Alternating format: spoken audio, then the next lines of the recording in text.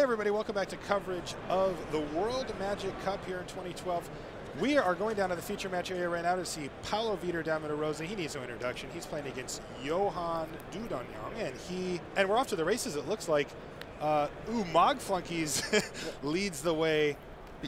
Yeah, those flunkies are they're a little lonely right now. They are lonely flunkies. They cannot attack or block, and they're not going to be attacking or blocking the turn 2 Ajani Sunstriker, which is a 2-2 with lifelink for Yohan. He's going to get in there, and that's going to, against what looks to be mono red early. I know that Paulo has another color in his deck because I see a Talrand's Invocation in his hand. Yeah, but if Yohan can build a little bit of a life buffer, that's going to make it harder for any predominantly red deck to win the game because they're just using their cards to try to deal as much damage as fast as possible. That's right. And we were just informed that Yohan has mulliganed to 6. It looks like he's got mana problems. He's missed 2 land drops now, and he's just going to pass the turn. Doesn't look like he actually has any cards that can interact unless that is a... It's kind of hard to tell what is in Yohan's hand. His thumb is right over the picture. I think that might be... Crusader of Odric, maybe? Okay. Oh, no, it's a Captain's Call. Oh, it's a Captain's Call. So, yeah, he's a couple of turns away from casting all of his cards. If he draws a Swamp, he has a Mind Rot, but that's really not what he needs to do right now because his board presence is very minimal. Whoa. So Paulo's deciding if he wants to enter combat here, and he decides he does. Looks like he is respecting maybe nothing. There's nothing. No, there is the trick that's +2/+4. But that thing has flying. Well, the Mog Flunkies could have come in and attacked with. Oh, I see what you're saying. Okay, the buddy system. The buddy system was in play. Buddy system is always in play with Mog Flunkies. Yeah. So it looks like Paulo has mana troubles of his own in the sense that he's missing an entire color, but he seems to be able to cast his spells just fine. Yeah, and I think he can find a use with all those mountains and he can. And so at some point he has to decide, how he wants to handle this. Okay, so it looks like Yohan's going to go ahead and attack, and what you mentioned before is what Paulo is thinking of. Right. And even with that block, it would be trading the Furnace Whelp for the Sunstriker, and that's really not the best trade. Well, he put the flunkies. Well, they both will have to block. I see what you're saying. Because of flunkies, buddy system. Buddy system. Don't forget the buddy system. Yeah. Okay, now everyone's coming in, so there was definitely playing around the trick. Okay. And all 5 of the mana is just going to ride into the Furnace Whelp, so. Yep. So that little life buffer that was once there, it's not going to be there anymore. No, because Paulo's able to just deal huge chunks of damage here.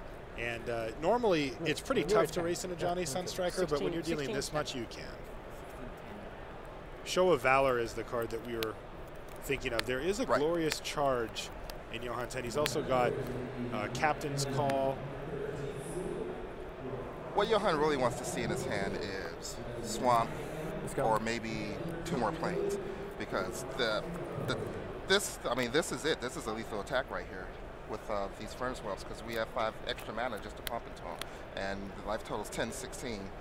Unless there is a spell in Yohan's hand that can get rid of the Furnace Whelp that's being pumped, there's nothing. That spell does not exist. Yeah, it doesn't exist. So this is, but he can still block the flunkies here, right? He can block the flunkies. Because this is only 9 damage in the air, right? 4, 5, 6, 7, 8, 9. Yeah, it's only 9.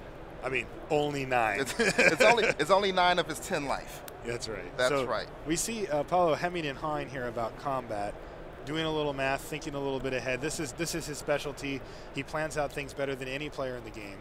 Well, it looks like I think the decision is whether or not to let the Sunstriker get a little bit of life on the backswing, or force the block. Right, because it will be another turn. It looks like he's going to pump, since it's not lethal, he's going to pump 4 times 2 on each, and then he's going to play a Goblin Arsonist. Nope, he is just going to pump it in there. This is go.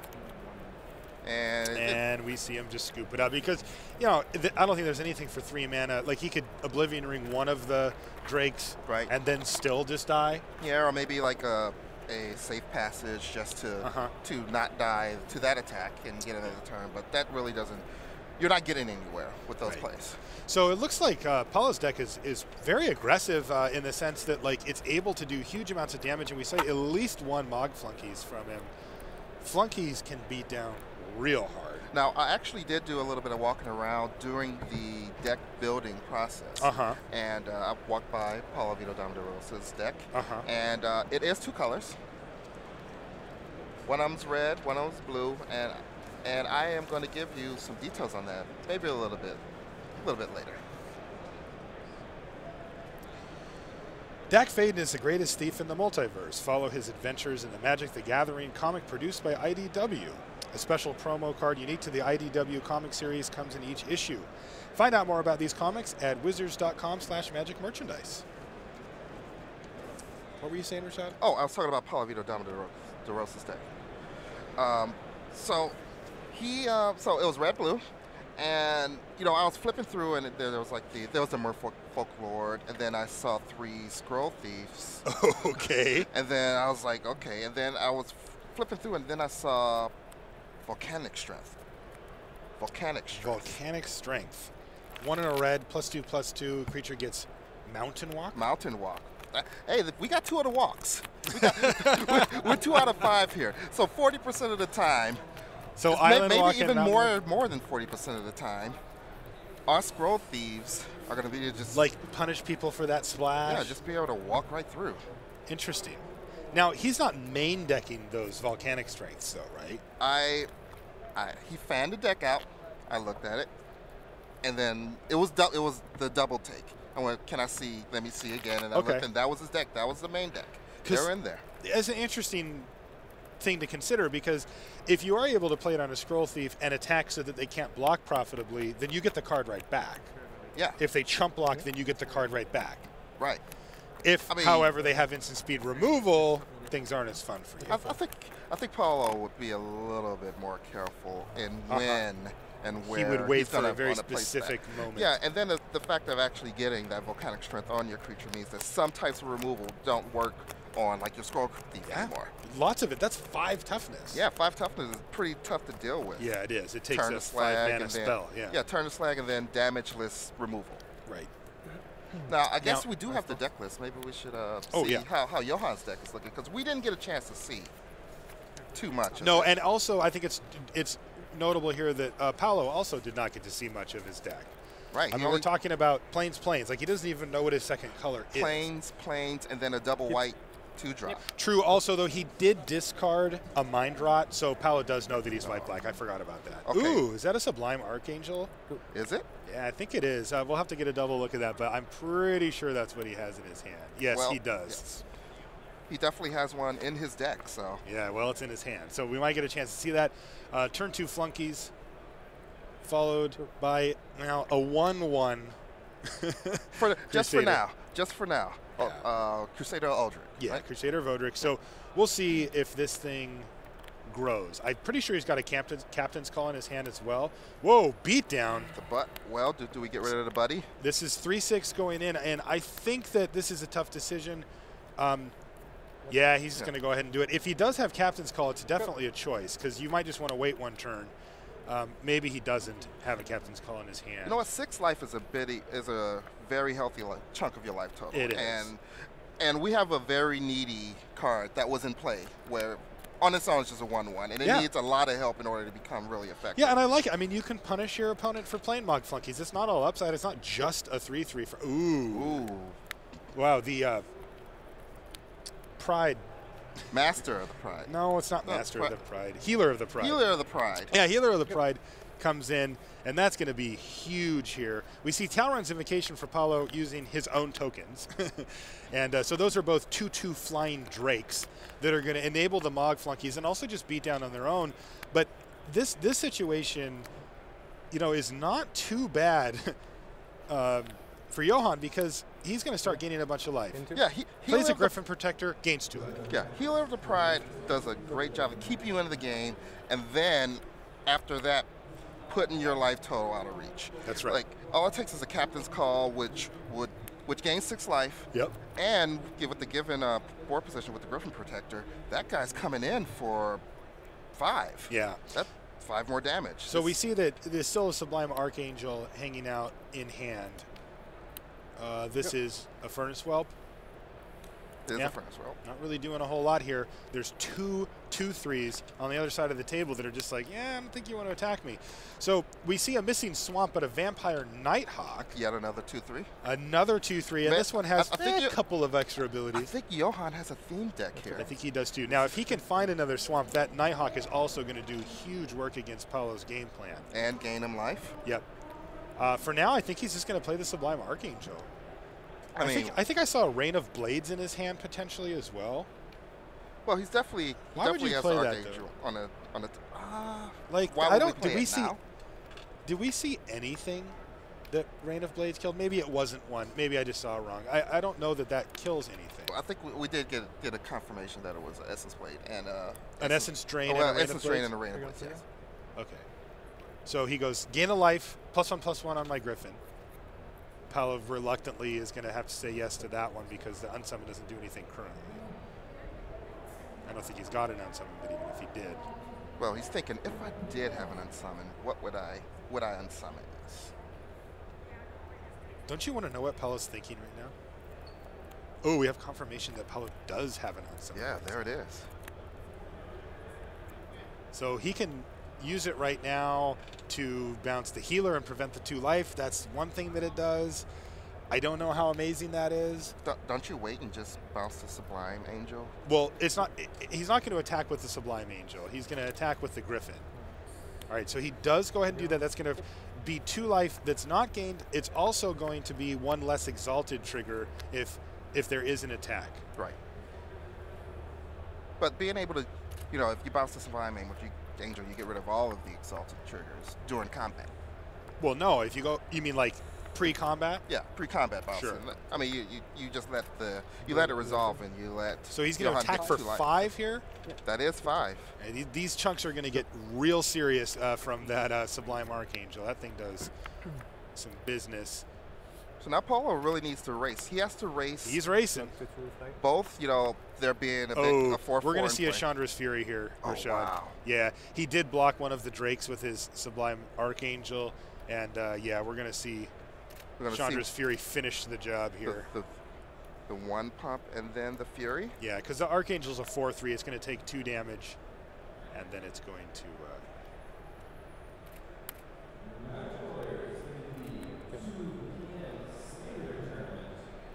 So 1 pump, like you predicted. Yep. And he's thinking about maybe just pump it again. Maybe now is not the time. Maybe it might not be. I mean, killing a Sublime Archangel and losing a Drake, like you don't want to lose another Drake next turn, right? So I think that's what Paulo's kind of going through here in his mind. Are they really racing? Paulo's at 15. Does Yohan even have an attack next turn? The Healer of the Pride is going to come back down, and then any subsequent creatures are going to help out a lot. Yeah, and Healer of the Pride is Yohan's whole turn if he plays that. It would be, but he could also choose to Essence Drain if he wanted, take out the Flunkies or the Whelp, gain some life. Things can get pretty good for him. He is going to lose one of these Drakes right here. So he's doing math. He's very deliberate. It's funny. He is. All right, go to damage, take 3. Take 3, so he takes 6, and now take 4 more on top of it. Yep, Fury's going to deal 4 to Yohan, and he's going to. That's 1 more damage. Yep. That was a 10 damage turn. That for Paulo. Yeah. That was a big hit. We just got a quick report from Sheldon. He said that Godenis Vidiguris got steamrolled 2-0. Well, which happens sometimes, even to good players. I feel like it's hard to steamroll Godenis because he's just going to make sure that the game is going to go as slow as possible, even if he's losing. The pace, yeah. All right, so it looks like Yohan did opt for Essence Draining the Whelp this time. And now I don't think that Paulo has any real attacks here. Well, now he has an attack thanks to that Cathedral. He does indeed. Yep. And he just says, yep, I'm going to take it. Go to 7. And there's another Furnace. Another Furnace Whelp. So the pressure just keeps coming on. Now, a Swamp off the top for Yohan would be Oh, yeah. Swamp turns very this game nice. right around. Hoop. That is a crippling blight. Does not turn the Yeah, game you know, quite around. but it is actually decent here because he can put it on the furnace whelp and then it turns on his rain of blades. Yeah, it's a 2-for-1, but hey, you'll take it. I mean, you get rid of it any way that you can. Yep. That these furnace whelps have actually been really threatening for Paulo, and they've been doing a lot of damage, mostly because there doesn't seem to be a big presence in the air, except for, you know, Sublime Angel and the one. There was. Yeah, there was, but now there isn't. And these furnace whelps are just, the skies are clear. Yeah. The mountains are flowing. Yeah, there's a big finish. And they are just burning their way through Yohan's. That said, Yohan has a very straightforward turn. He's going to play Healer of the Pride. He's going to play Crippling Blight, and then he's going to Rain of Blades that thing. So there you go. He looks like he's doing just that. So there you go. So the question is Paulo going to read him? He's got one white mana up. There's only one spell that matters in this situation, which is Rain of Blades. So is Paulo going to read him for it and try to play around it? Or is he, you know, like, because Exalted helps offset that if he just wants to attack with one creature? Well, I mean, we can respond to that trigger. Yes, he can, but it helps offset it, like, you know, in the sense that, like, Yohan can block, make Paulo pump, use up some of his mana for the turn, and then do it. You know, he's got some options. But for the most part, Paulo's going to have to just, And all those things, Whoa. And then some more things, Paulo is thinking about. So he's thinking about everything in a... It's a little confused. Like, I can't quite tell if he's actually attacking when he does it or if he's just sort of testing it out to see how it looks. Yeah, there could be a little bit of ambiguity with those actions, you know, tapping the token. I mean, and then he seems pretty to quickly. He makes it clear when it's official. Right. If you get a look at his face at any point too, you can see that he's thinking about it. He'll verbally tell you. He just verbally said, yeah, "This is it. This is the attack." Yep. Okay, so now the big question: are you double blocking the flunkies? Do you really want to offer your healer? I don't know. I mean, right now Yohan's sitting at 7. He doesn't want to take the 3 damage. He's obviously not going to chump block. Okay, so he's gonna trade though. It's not a chump because of the Rain of Blades. That happens. These two happen, and he's getting Paulo to use his mana, so he's going to get a turn out of this too. He will. And now we don't know what Paulo has exactly, but that's pretty decent. He makes a trade for the flunkies, and he ends up down a card onto the transaction, but he got some key stuff off the board, and he still cannot find that swamp. And that Drake, it's going to hit for 3/3/3, so it's a 3-turn clock as it sits. Paulo has no more gas left in the tank, and if Yohan can find a swamp in short order, he can turn this game around. Yeah, I mean, they're basically both playing off the top of the decks. Right. And it's swamp before it's can Yohan get the swamp? It's a land. It's 3 damage. This is the whole game is going to come down to this. And what do we draw? It's right. Yes. Makes him take the Paulo token off. Safe and passage. Real Drake. We drew a safe he drew passage. Okay, so that equals a turn. It equals a turn. Yeah. Which is okay. I mean, you'd rather just have a swamp, but, you know, hey, take a turn off is fine too. The question is, when do you use it? Well, I mean, you use it obviously before you die. And there's really no reason to risk any, like, searing spears or anything like that. It's tough. Yes. Right, so. I mean, you're playing around different things. He did decide to take it here. He's going to go to 1. That is a... Ooh, it's a Rock's Faithmender, though. So this is the 1/5 with lifelink twice. That doubles whenever you would gain life. Yeah, and it's not just on him. Right, so he can double this life gain. And he just did. So he just gained 4 life off of this. Right, so now every creature is 4 life. Every creature's 4 life. He's now back up to 5. He's out of range of another Chandra's Fury. He just gained himself 2 turns. Yep. And he has 2 turns plus the 1 safe passage, which is 3 turns. Yep. Wow. So it looks like Yohan's going to find enough time to actually get a swamp. Yeah. We see Paulo playing land after land after land. Swamp? That is a swamp. Wow. Wow. So he's going to gain 4 more life off this transaction. 4 life there. Yep. 4 life every attack from that. Yeah, that and he's going to swing Nighthawk. with 2 guys right now, too. And gain 2 more. Two more life. Yeah, so, and now all of a sudden, the safe passage is just insurance against volcanic geyser. Right. Like, it's just like, now you can't top deck something crazy, you know, to get him out. I mean, he's going to be out of range of that in a turn anyway. Yeah, I mean, this would have been Paulo's turn to draw something to, you know, to top deck himself out of this to win the game. Right. But that safe passage would just stop anything. Yep, we're going to see a scroll thief for Paulo here. So, I mean, this game just turned right around. Yeah, Paulo hit a string of lands.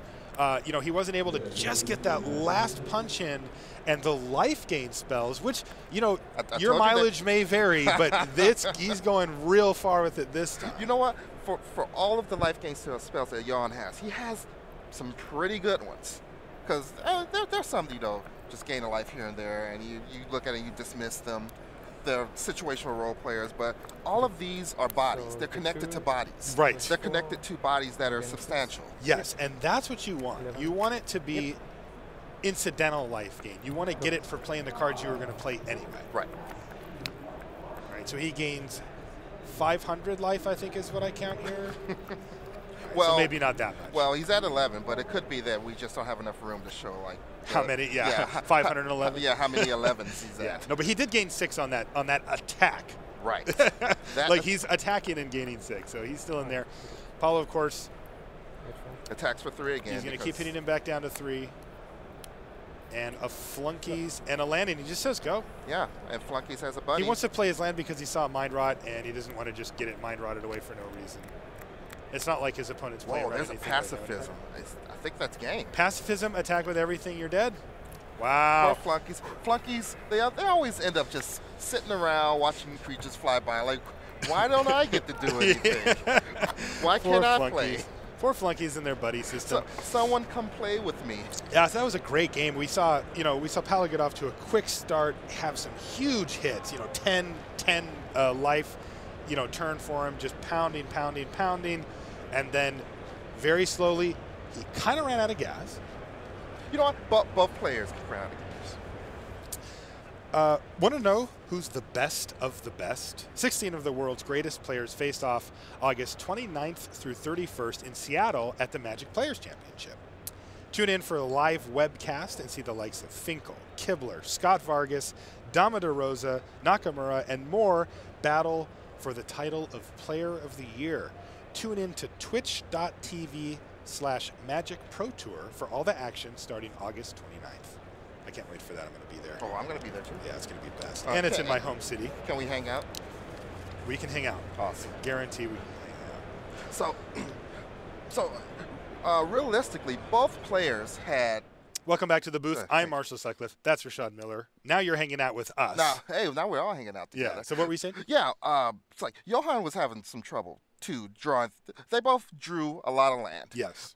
They both drew maybe 2 or 3 spells in that patch of land. Yes. It was just that Yohan's spells were exactly the type of, interaction with the game that he needed. When you're at 1 life. I'm at 1 life. Getting a card that says draw, that says gain life. Gain 4 life, and I'm a 1/5. Welcome addition to the team. Yes. Yeah. Yes. You're very happy. You're in. Yeah. You're in. Suit up. Right. And especially when you're playing against a deck like Paulo's, where he has a lot of what we call reach. Right? Which is where you get your opponent usually using your creatures down to a low life total.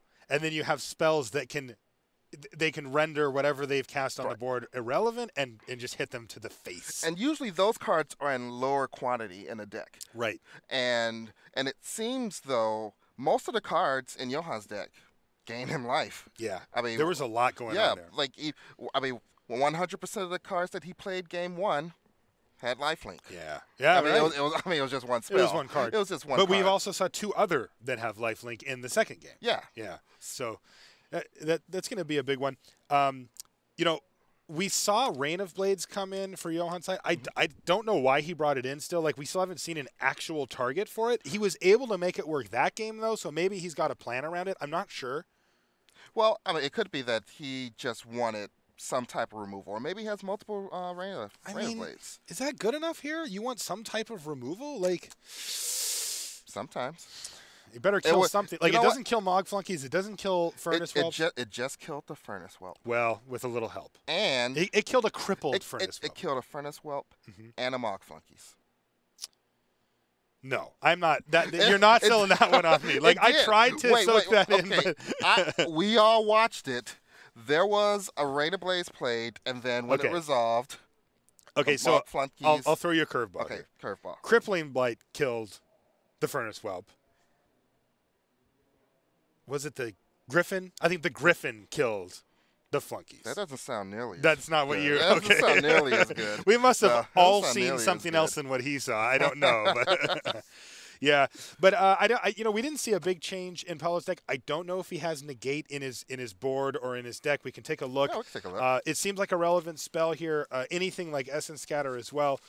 There's some creatures that he's going to need to get off that table, unless he can just kill his opponent first. I mean, that's his plan A. It's just, can I kill you before you can even cast the stuff that matters? But we have seen Yohan stumble on his mana multiple times here, and he's playing black-white. It's not the easiest mana base to build. It can be pretty demanding of your mana, and Paulo's been able to pounce on that. We saw Yohan come back from it. I don't know if he's going to be able to again. Right.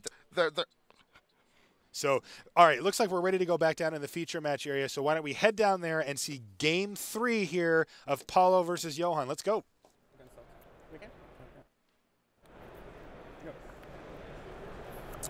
All right, to the feature match area, we see a Goblin Arsonist is the first play of the game for Paulo. He's on the play. You want to know what that dies to? Yep.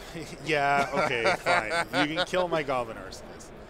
All right, turn to Krenko's Command.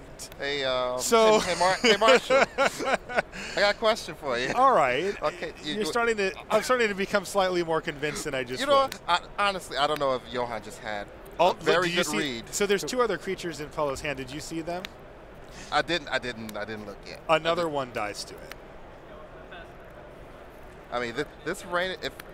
If Yohan's Raider blades in his hand, it's gonna be. Okay, so exciting. It looks like Paulo's respecting it because he only attacked for 2 here. Yep. He does not want to get rained of blades. Rained on? Rained by blades? I don't think he has it in his hand anyway. I see a Tended Knight, Healer of the Pride, Glorious Charge, Vampire Nighthawk, Sublime Archangel, and a Pillar Field Ox. These are all pretty good. He's also got 2 Swamps. These are all pretty good cards versus Paulo, and he's just going to lead with a solid ground creature. You could just run the Nighthawk out there, but if he has Searing Spear, it's just going to die, and you don't want that to happen. Right. I mean, and this actually clogs the board in exactly the same fashion. Very, very much in a similar way. Right. Paulo isn't going to attack through either of those cards. And with this card, if the Knight actually dies to a Searing Spear, you still have a 1/1 to have some type of board presence to at least trade with a Goblin token, maybe even get the Arsonist out of the way, just so that we don't have to deal with that trigger later. Yep. I see a Reckless Brute for Paulo. It doesn't seem like he's going to have a chance to cast that here. Like, he doesn't want to trade it for the token, and the Knight has first strike anyway, so he can just block. Like, it just doesn't do enough. He's just not even going to play it. Now, I think that if there's another land as well, so now he's got Swamp, Plains, so he can cast almost everything. Yohan's in a really good spot. Have you seen his hand? It is nuts. I'm looking at the Healer of the Pride, which is just going to run away with. So what do you lead with here? He could play a Sublime Archangel and just start the beats if he wants. He can play a Healer of the Pride and kind of go long game, which is, I think, what I would do. I think that's exactly what you want to do, because you could tell that card is what gave Paulo the most problems. Yes. His deck is very aggressive. It wants to deal a lot of damage early and then finish you off with something else. Right. And Healer of the Pride just says, you know what? You're going to have a better long-term plan this game. You're going to need to beat me down with something big and huge that flies, or grind the game out with some unblockable 4/4 or something like that. Yep. And if Paulo can't deliver anything like that, this Healer is just going to run away with the game. Paulo just had a key draw. He's drawn his second mountain, which opens him up to Volcanic Geyser, which he has in his hand. So he can kill something with it. Oh, man. Rock's Faithmender now, too. We have assembled. We might need to get a new graphic that has like 4 digits for the life total if this thing goes long. We'll just put a little sideways 8. Yeah, infinite. Yeah, he's at infinite. There's also a pillar. There's also a pillar-filled ox in his hand. I don't know if we want to mention that. I do. I like the ox. I don't like pillar-filled ox at all, but it serves a role. I mean, it certainly does. You know, so we see the Sublime Archangel. Yeah, he had the choice between the ox and the Sublime And Archangel. For some reason, he went with the Archangel here. Who knows? I mean, I like big butts. I cannot lie. You cannot. All right. So he says before. So in response. Yeah. So this. In response. Okay. Right. So he just kills it in response. He's not going to kill the angel. I think he's got another one that he can use to kill the angel.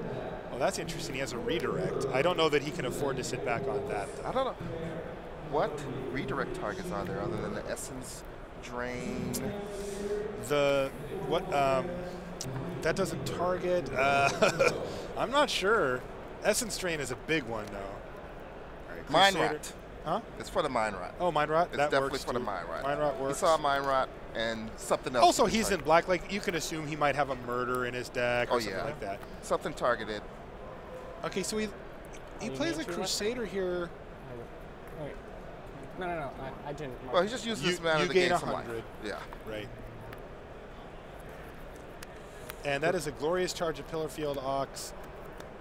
Is that an Essence Drain? It is an Essence Drain. It is an Essence Drain. Well. Now, Yohan actually has a Plains open, which puts in Paulo's mind.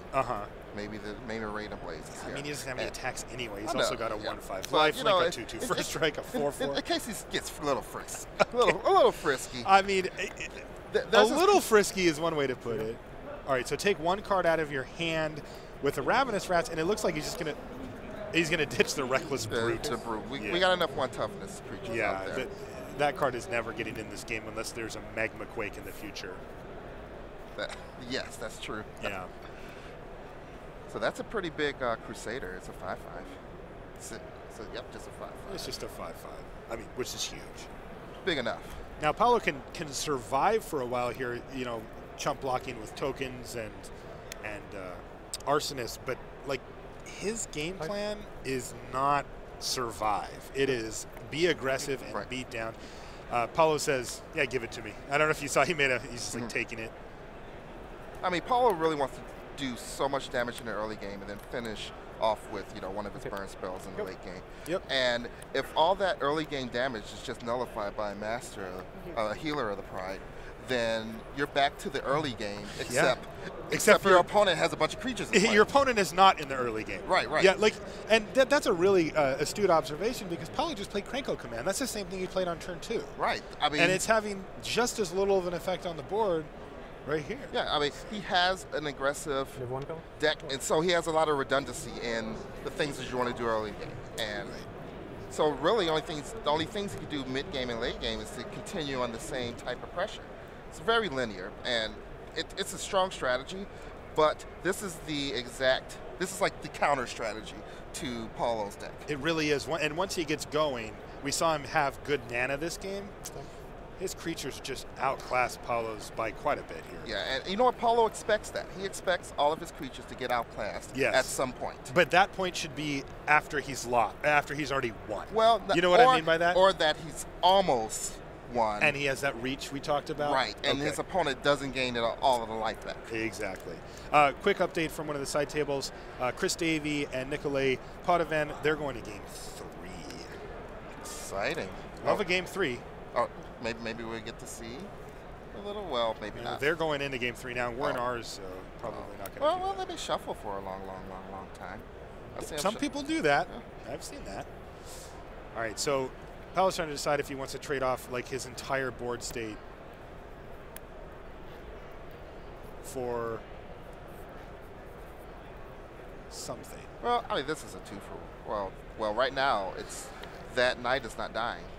Okay, now it's dying. Now it would die, and he can throw extra ones on there if he wants, but well, he might want to just in case there's a trick. Yeah.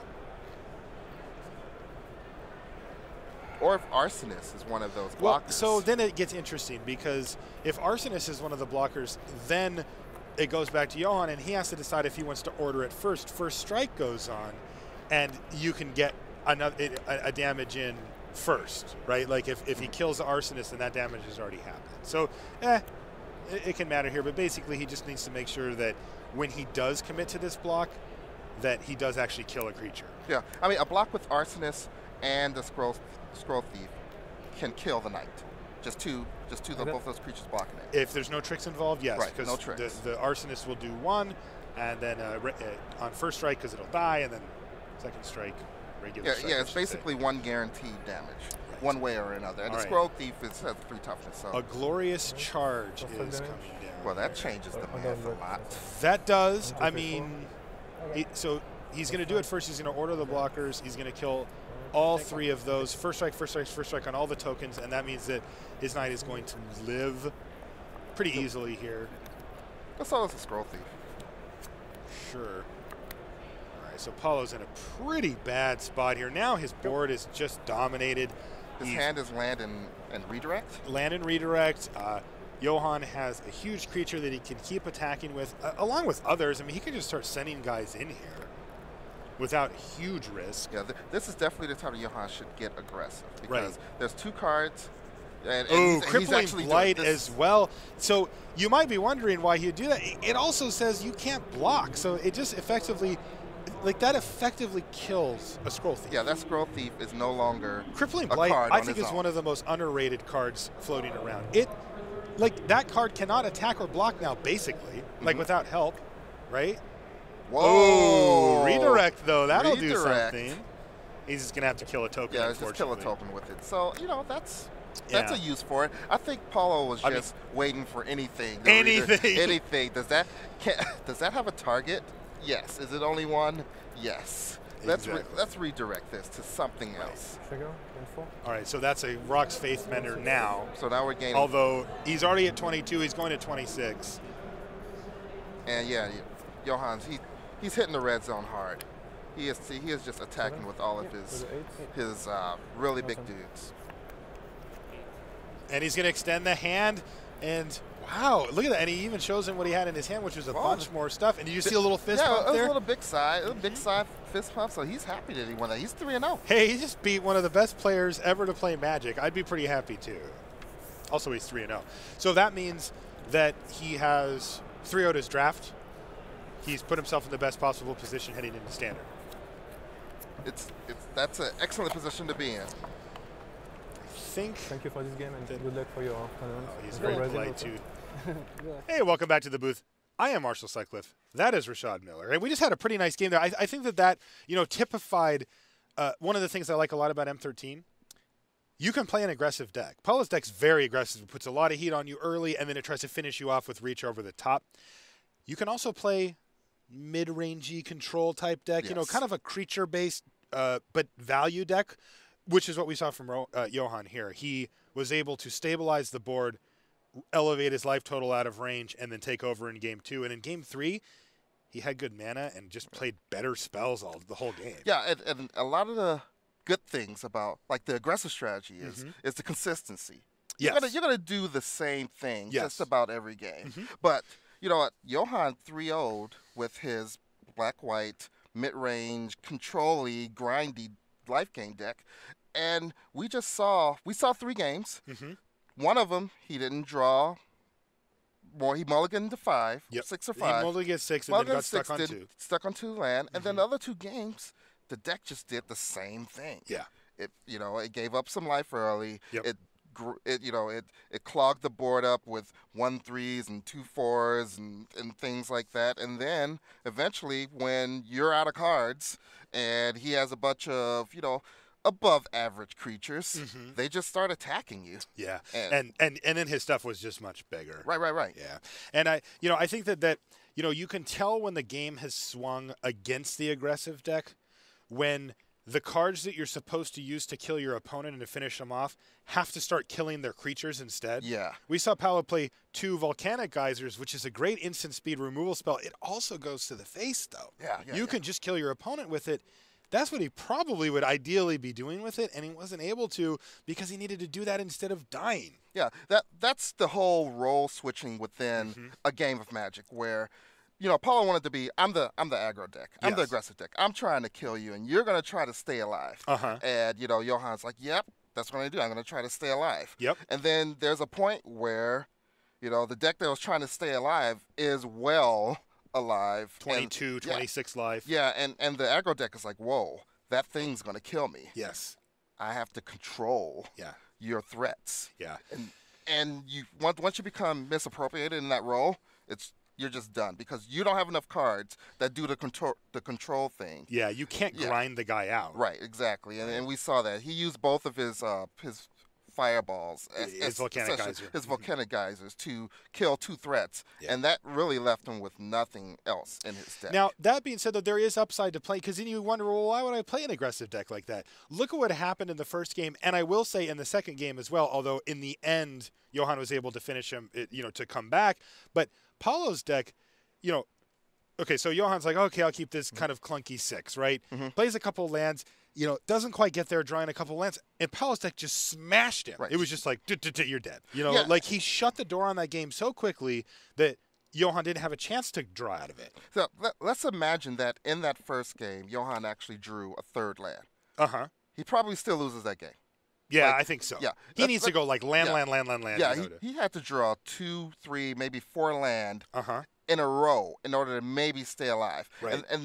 And most aggressive decks, if you stumble playing against those really hyper-aggressive decks, they're very unforgiving. Yes. It's not like you're going to miss your one. You can miss 1 land drop and not have enough time to get back into that game. And Yeah, and it also makes like really good use of cards like Unsummon, which can take that one big turn away from them. They're like Rock's Faithmender. Nope. All right, looks like we're going to get a little bit more action here and head back down to the feature match area. We're going to get Potovin versus Davie, and because they're still playing like you predicted. Yeah. So let's head back down there and check it out. And there we are. We're there. All right, deep in the tank.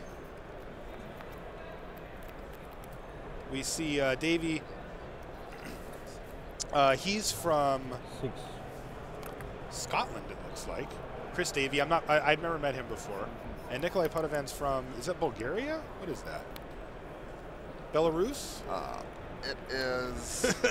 Oh, is that? Yeah, I can look it up. Yeah, we need to look it up. We have some tricky 3-letter country codes. I remember this one being one of the trickiest.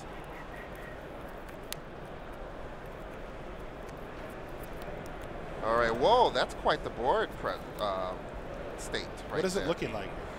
We have quite a few, looks like soldier tokens and a knight, and I can't tell what the blue card is. It's a little far away.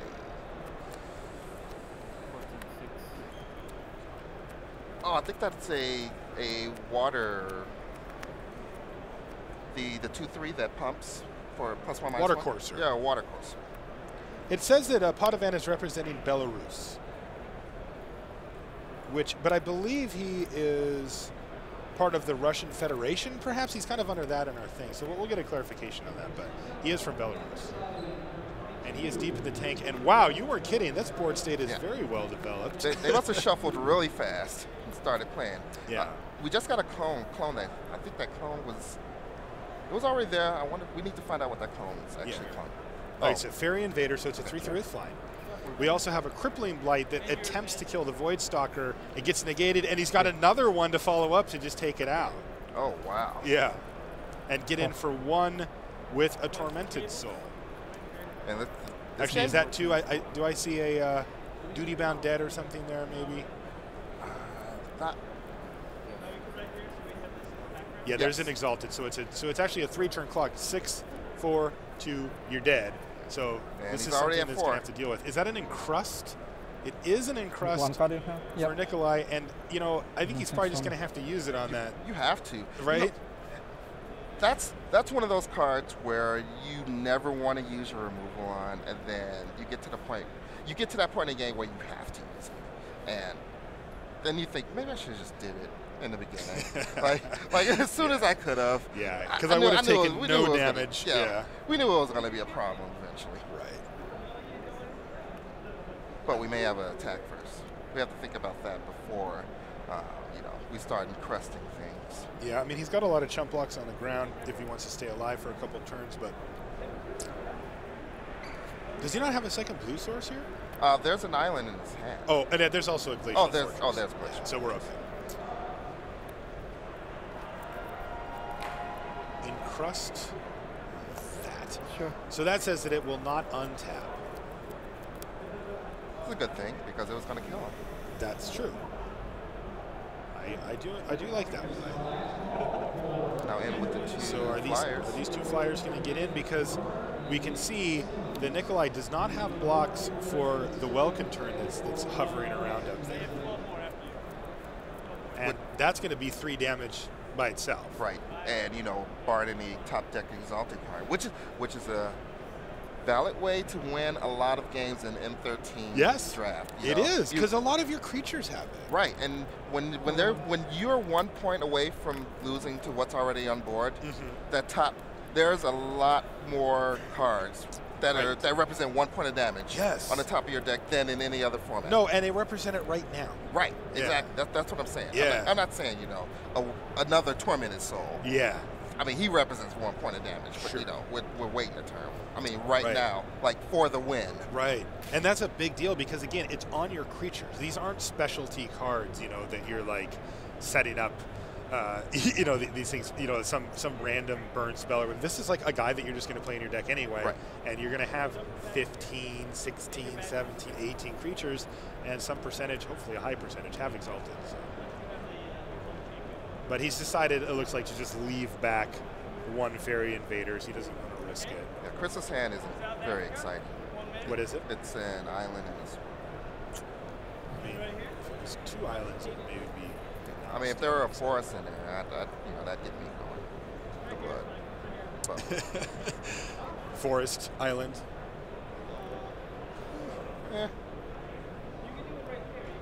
So is that a?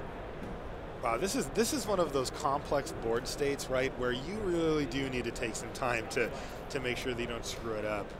And he's at 11, so he can definitely afford to attack and trade off some guys with those tokens. You can't be afraid of all those tokens, right?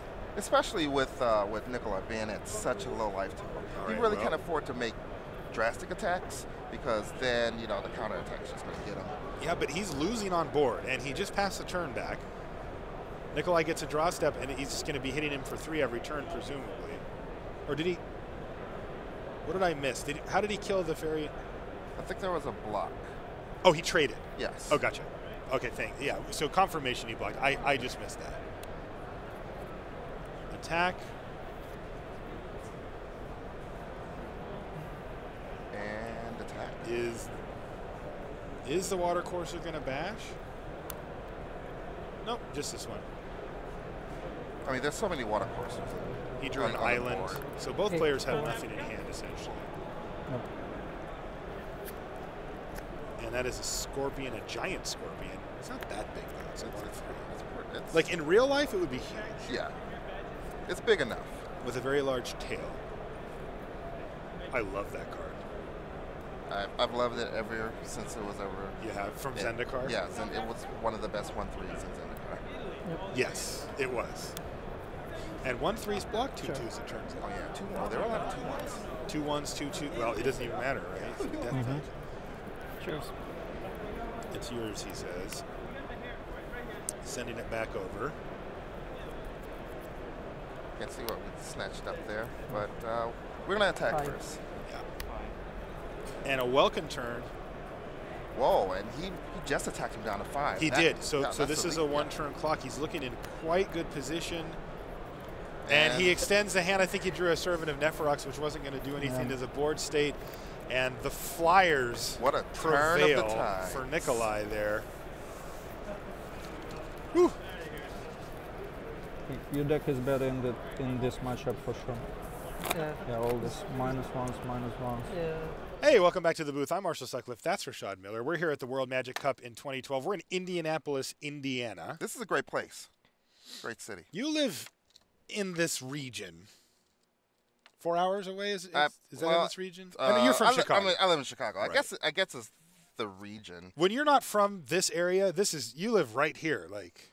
Yeah, this is one of the places in this area to live. Yeah, and we're so we're doing coverage here We just finished. We're at Gen Con as well. Yeah, another notable thing about being in Indianapolis at this particular time. But we just caught draft. That was the third round of draft. So that was it was awesome, by the way, for me walking through and seeing everybody draft. It was fantastic stuff to see all that draft. We're going to get to see some more limited action later in the weekend. Today, for the rest of it's going to be standard. For now, we're going to send it back over to the news desk, and we're going to have some pretty sweet stuff over there. So let's send it back, and we'll see you guys in a little bit.